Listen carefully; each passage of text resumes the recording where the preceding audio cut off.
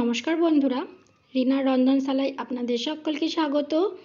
আজ আমি আপনাদেরকে বানিয়ে দেখাবো ম্যাঙ্গো সুইট রেসিপি বা ম্যাঙ্গো সন্দেশ।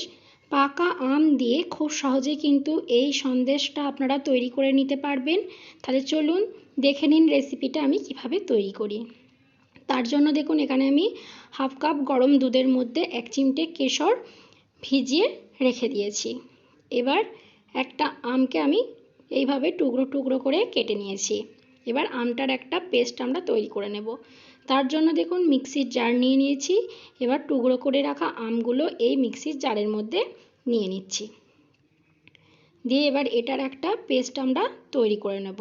দেখুন আমের পেস্ট তৈরি করে নেওয়া হয়ে গেছে।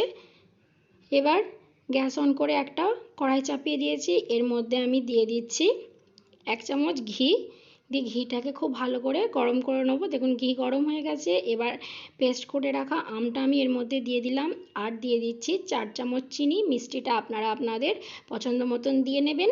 এবার সমস্ত কিছুকে খুব ভালো করে মিশিয়ে দিয়ে এটাকে আমি অনবরত নাড়তে থাকবো।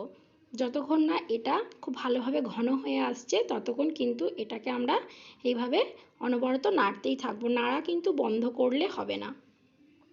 দেখুন অনবরত নেড়ে চেড়ে এটাকে আমি ঘন করে নিচ্ছি। দেখুন মিনিট 5 সময় ভালোভাবে নাড়াচাড়া করার পরই কিন্তু এইভাবে এটা ঘন হয়ে এসেছে, তৈরি হয়ে গেছে আমাদের ম্যাঙ্গো পিউরি। এবার এর মধ্যে আমি দিয়ে দেবো যে দুধটায় আমি কেশর ভিজিয়ে রেখেছিলাম, সেই হাফ কাপ দুধটা দিয়ে এই দুধটাকেও এই ম্যাঙ্গো পিউরিটার সঙ্গে খুব ভালো করে মিশিয়ে নেব। অনবরত নাড়াচাড়া করেই কিন্তু মিশিয়ে নিতে হবে। দেখুন খুব ভালোভাবে আমি মিশিয়ে নিয়েছি। এবার আমি এর মধ্যে দিয়ে দিচ্ছি 4 চামচ গুঁড়ো দুধ। এই দুধটাকেও একটু ভালো করে মিশিয়ে নিচ্ছি।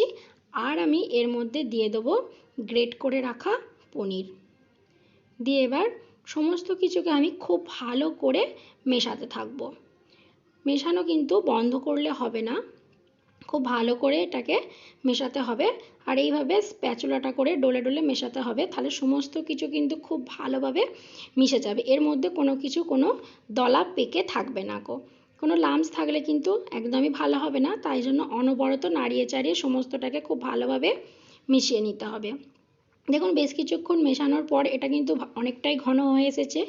আরও বেশ কিছুক্ষণ মিশিয়ে এটাকে একটা দলা মতো তৈরি করে নিতে হবে। দেখুন মিনিট 10 খুব ভালোভাবে নাড়াচাড়া করার পর এটা একটা এরকম দলার মতন তৈরি হয়ে গেছে। এবার এটাকে আমরা একটা প্লেটের মধ্যে নামিয়ে নেব। যেমন একটা প্লেটে নামিয়ে নিয়েছি, এবার এটাকে ঠান্ডা করে নেব। দেখুন এটা খুব ভালোভাবে ঠান্ডা হয়ে গেছে। এবার আমরা মিষ্টিগুলো গড়ে নেব। তার জন্য প্রথমেই হাতের মধ্যে আমি সামান্য ঘি মাখিয়ে নিয়েছি। এবার এখান থেকে অল্প একটু মিশ্রণ আমি নিয়ে নিলাম।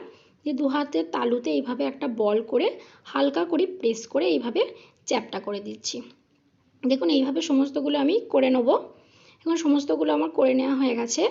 এবার যাতে দেখতে ভালো লাগে তার জন্য ওপরে আমি একটা করে কিশমিশ এইভাবে দিয়ে দিচ্ছি। আপনারা বাড়িতে অবশ্যই একবার এইভাবে ট্রাই করবেন, দেখবেন খেতে কিন্তু ভীষণই ভালো হয় আর ভীষণই টেস্টি হয়। আর বানানো তো কত সোজা, আপনারা দেখতেই পেলেন। তো বন্ধুরা আমার এই ভিডিওটা ভালো লাগলে একটা লাইক করে আমার চ্যানেলটিকে অবশ্যই সাবস্ক্রাইব করে দেবেন। আজকের মতন এই পর্যন্তই। ভালো থাকবেন, সুস্থ থাকবেন। ধন্যবাদ। দেখা হবে আবার নতুন কোনো রেসিপিতে।